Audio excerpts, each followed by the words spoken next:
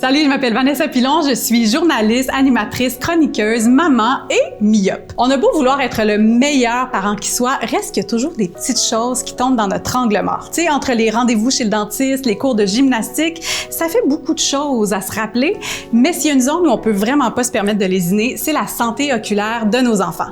Et Véronique a lancé quelque chose, elle est la maman de Cédric, 9 ans, pour qui une myopie non traitée aurait pu avoir des effets dévastateurs sur le parcours scolaire de son enfant.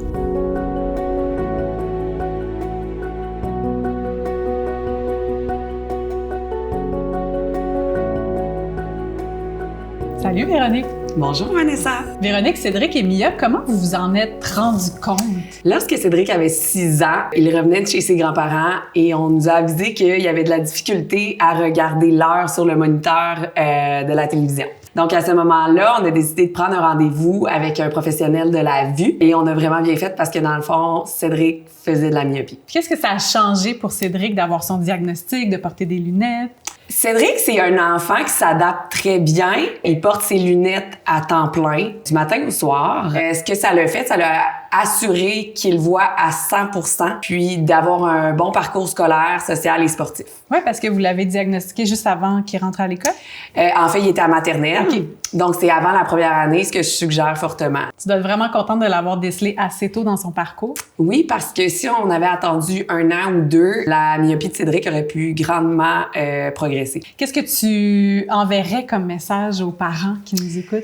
De prendre les choses en main puis de s'en aller voir un optométriste dès que possible, même s'il n'y a pas de signe avant-coureur que ton enfant a un problème de la vue. Oui, comme parents, je pense que ça passe un peu sous notre radar parce qu'il y a un sondage qui dit qu'il y a plus de 80% des parents qui ont amené leur enfant dans la dernière année chez le dentiste, mais chez l'optométriste, on est à moins de la moitié, à peine la moitié. Donc vraiment, je pense que ça devrait être une priorité pour nous, de vraiment le mettre dans notre agenda. Exactement, ça devrait être une priorité pour chaque parent. Oui, complètement. Puis d'y retourner à chaque année aussi, parce qu'il y a l'Ordre des optométristes du Québec qui suggère examen à 6 mois, à 3 ans, avant la rentrée à l'école, puis à chaque année entre 6 ans et 18 ans. Donc, tu sais, c'est vraiment une chose... Faut y retourner. Exact.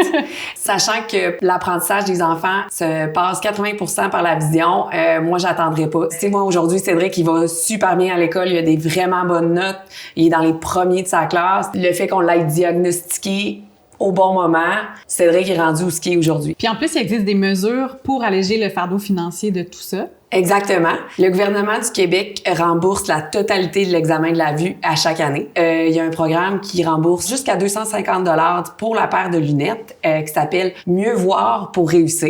Il faut s'assurer par contre que c'est prescrit par un professionnel de la vue afin de corriger la vision. Merci beaucoup, Véronique, de t'entendre. Ça fait en sorte que je vais mettre ça à l'agenda. Merci, Vanessa. Pour la réussite académique de nos enfants, c'est vraiment notre rôle en tant que parents de tasser les petites roches qui peuvent entraver leur parcours scolaire. D'ailleurs, ça m'a convaincue de mettre à l'agenda familial tout de suite rendez-vous chez l'optométriste pour Claire. Je vais le faire maintenant d'ailleurs. Tiens, avant d'oublier. Rendez-vous pour Claire. C'est fait.